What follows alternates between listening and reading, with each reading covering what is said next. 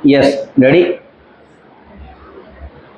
Start. सभापति महोदय, जिस भावना से मैंने यह बिल पेश किया है, उसके महत्व को सरकारी और विरोधी पक्ष दोनों ने एकमत से अनुभव किया है कि देश में बेकारी की समस्या एक भयंकर रूप धारण कर रही है और इसके कारण हमारे देश का विकास, चाहे वह सामाजिक हो, आर्थिक हो या सांस्कृतिक हो, रुका हुआ है। पिछले 54 वर्षों से इसी परिस्थिति का निर्माण होते हुए हम देख रहे हैं। मंत्री महोदय ने यहाँ पर अभी कहा कि राष्ट्रपति इस काम को नहीं कर सकते हैं क्योंकि यह उनके अधिकार के बाहर है।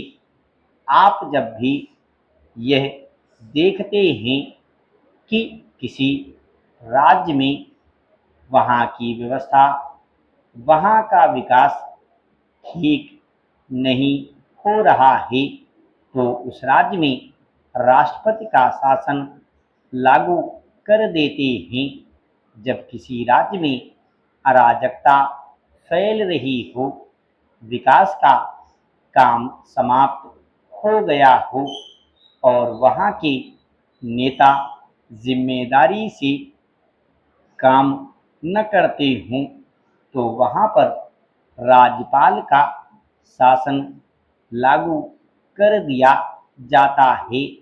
ऐसे अनेक उदाहरण हमारे देश में मौजूद हैं।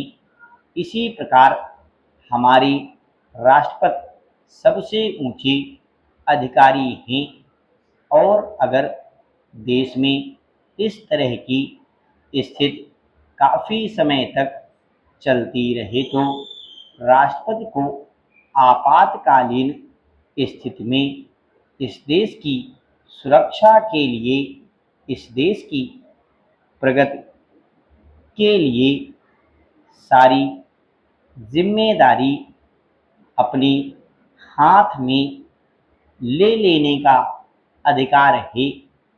हमारे भाइयों ने बहुत से उदाहरण दिए कि राज्यों में संयुक्त सरकारें नहीं चली, लेकिन उसके पीछे राजनीतिक मामले थे।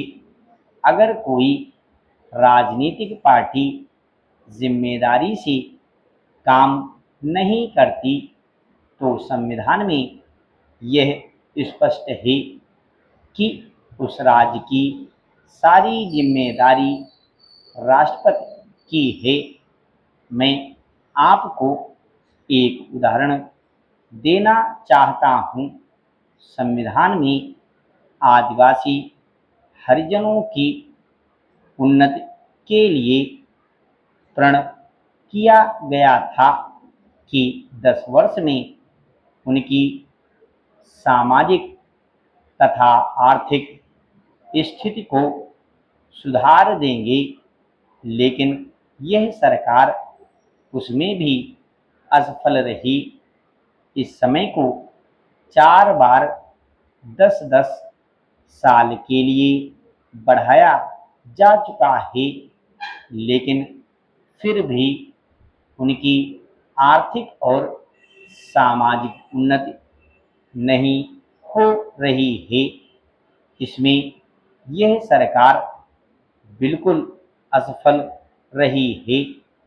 पिछले सत्र में इस विषय पर सरकार के विरुद्ध अविश्वास का प्रस्ताव भी आया था।